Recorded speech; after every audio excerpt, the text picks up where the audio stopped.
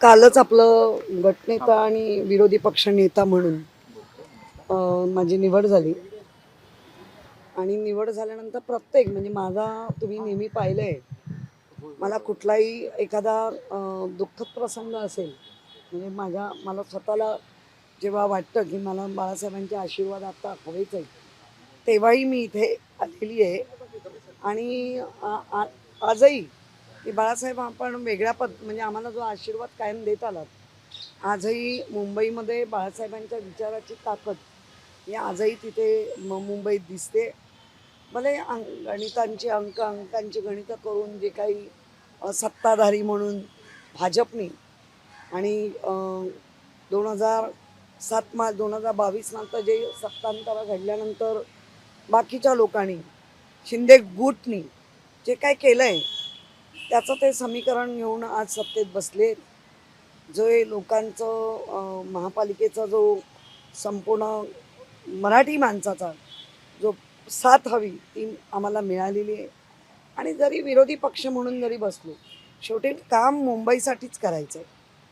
कुठलाही गोष्ट विरोधाला विरोध म्हणून तर नाहीच पण उगाचच चांगल्या गोष्टीला वेगळ्या मार्गाने नेऊन काही करण्याचे प्रयत्न करतील तर त्याला तर नक्कीच सगळ्या गोष्टींना आमच्याकडनं विरोध होईल. आज बाळासाहेबांचा जो संपूर्ण महाराष्ट्र देश मुंबई अगदी जगात एक वेगळी त्यांचं नाव आहे आणि आम्हाला आजही वाटतं देहरूपाने जरी बाळासाहेब गेले असले तरी त्यांचं अस्तित्व या ठिकाणी आहे. जेव्हा बाळासाहेब गेले त्यावेळेला ही मशाल लावली गेली. स्वप्नातही कोणाला वाटलं नसेल की कालांतराने हीच मशाल आमची पक्षाची निशाणी होणार आहे आणि म्हणजे हा योगायोग म्हणावा का की ते आधीच कळलं होतं आणि ती मशाल ऑलरेडी बाळासाहेबांच्या इथे प्रज्वलित असते. त्यामुळे अशा प्रज्वलित जिथे अग्नी प्रज्वलित आहे तिथे बऱ्याच वेळेला पॉझिटिव्ह गोष्टी असतात, सकारात्मक गोष्टी घडतात. त्यामुळे आम्ही आशीर्वाद घ्यायला आलो इथे. जरी हे सगळं असलं तरी तुमची कुठच्याही समितीमध्ये निवड झाली नाही याच्यावरनं बऱ्याच चर्चा या होऊ लागलेल्या आहेत. संतोष दुर्गे यांनी पण टीका केलेली आहे की भ्रष्ट लोकांना कुठेतरी आता उद्धव ठाकरे लांब ठेवत आहेत. मूर्ख आहेत. मुळात माझ्या मतदारसंघातल्या लोकांनी मला निवडून दिलं आहे. बरं ते का 100-200 मतांनी नाही, बऱ्यापैकी मोठ्या मतांनी निवडून दिलं आहे. त्यामुळे मूर्खासारखं स्वतः आधी पक्षाला झेडकारून नको तिथे शेण खायचं. तुला कोणी सांगितलं हे नको ते बोलायला? माझं जे महापालिकेचा जो निर्णय आला आहे त्या निर्णयामध्ये जे आरोप केले त्या आधी तूच बोलायला यायचास. हे आरोप आहेत किशोरताई घाबरून. अर्थात मी यांना भावच नाही देत. माझ्या पक्षाने जो माझ्यासाठी निर्णय घेतला आहे तो योग्य आहे. आज आम्ही विरोधात आहोत. आमच्याकडे एक मेंबरला न्याय मिळाला पाहिजे. पुढच्या वर्षी समजा उद्धवजींनी वेगळा निर्णय घेतला तर मी तिकडे जाऊन बसेल. मला एकच कळतं उद्धवजींनी काय म्हणतायत, आमच्यासाठी काय विचार करतायत आणि पक्षाचं ध्येय काय आणि धोरण काय आहे ते जर आम्हाला कळतं आहे म्हणून आम्ही टिकून आहोत ना त्यांच्याबरोबर. त्यामुळे इतरांना काळजी करायची गरज नाही. जर एखाद्या शाळेचा म्हणजे विरोधी पक्षनेता मी माझ्या 65 लोकांच्या वर मला कंट्रोल म्हणजे ज्याला कंट्रोल म्हणणे काम करणं तर ज्या सदस्य आहेत ते चर्चा केल्याशिवाय जाणारच नाही. मी आतमध्ये असणं काय किंवा मी बाहेर असणं तुम्हाला का काळजी? माझ्या पक्षाने मला दिलं आहे ना.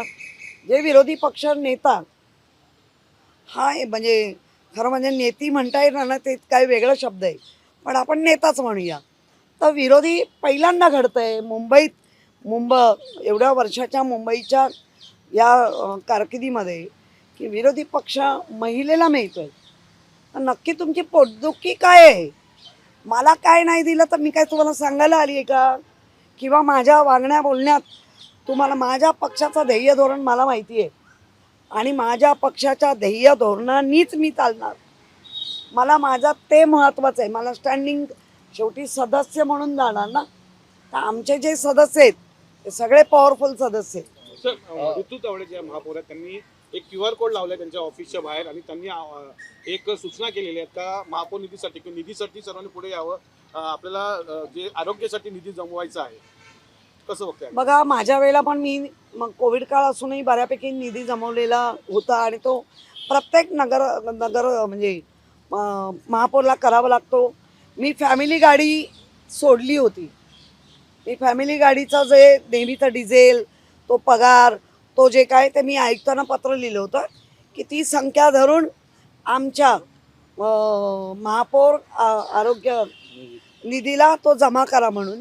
मी पण माझा अख्खा जो काही मानधन असतं ते महापौर निधीला मी जमा केला होता. शेवटच्या लास्ट टर्म संपेपर्यंत, म्हणजे माझा नंतरही काय तो एरियस वगैरे मिळाला तोही आम्ही जमा केला होता. त्यामुळे हे बट नॅचरल आहे, त्याच्यात काय फार मोठा आणि QR वगैरे करायची गरज नाही. ते जी म्हणजे तुमचा जे पदाधिकारी आहे, सॉरी कर्मचारी आहेत, त्यांच्यावर हे नाही का चेक येतात, चेकच्या एंट्र्या येतात आणि कॅश तर कोण घेतच नाही.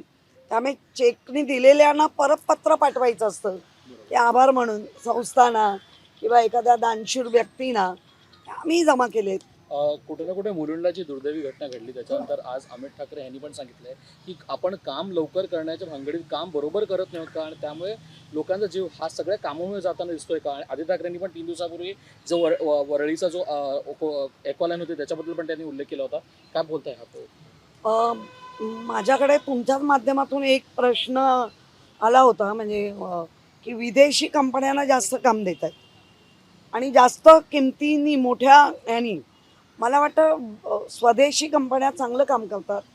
मग जे आपले माननीय पंतप्रधान नेहमी सांगतायत की स्वदेशीचा हात पकडा, हे विरोधाभास होतो आहे सगळा. आणि क्वालिटी तर नक्कीच नाही, म्हणून तर श्वेतपत्रिका काढा सांगतोय. श्वेतपत्रिका प्रशासनाच्या हातात गेल्यानंतर कसले रोड बनवले, कसे बनवले, त्याची आम्ही पाहणी करू. आता जे मला विरोधी पक्ष म्हणून नेमलं आहे तर मी ह्याच गोष्टी करणार आहेत. तुम्ही आम्हाला दाखवा, तिथे पाहणी करतो, तुम्हाला सोबत नेणार आहोत. कारण सभागृहात किती बोलायला दिलं जाईल आणि कशी ती व्यूहरचना करतायत की विरोधकांचा कसा गळा घोटायचाच तो करणार आहे. पण आम्हाला तुमचं माध्यम आहे, आम्हाला मुंबईकरांचं माध्यम आहे. शेवटी काम कोणासाठी करायचं आहे? मुंबईकरांसाठी. काही एक महत्त्वाचा मुद्दा आहे. सध्या एकनाथ शिंदे आणि गणेश नाईकांमध्ये जो वाद सुरू आहे त्याच्यावरती संजय राऊतांनी म्हटलेलं आहे का गणेश नाईकांनी आमच्या पक्षात यावं, पुन्हा शिवसेना द्यावं. ते संजय राऊत आहेत, ते आमच्या पक्षाचे मोठे नेते आहेत. त्यांना ह्या सगळ्या गोष्टीचं भान असतं आणि माहिती असतं. संजय राऊतांनी जे म्हटलं असेल ते बरोबर त्यांचं त्यांच्याकडे. ह्या दोन्ही मोठ्या नेत्यांमध्ये मी बोलणार नाही, कारण दोन्ही हे बाळ कडू घेऊन गेले, नंतर एक नाईक कडू झालं, एक शिंदे कडू झालं. ते त्यांचं त्यांनी बघावं. आणि मुळात किती लाच काढली जाते, भाजपात राहून किती तुमची लाच काढतायत. हिंमत होती काय आमच्याकडे असताना कोण काय बोलायची?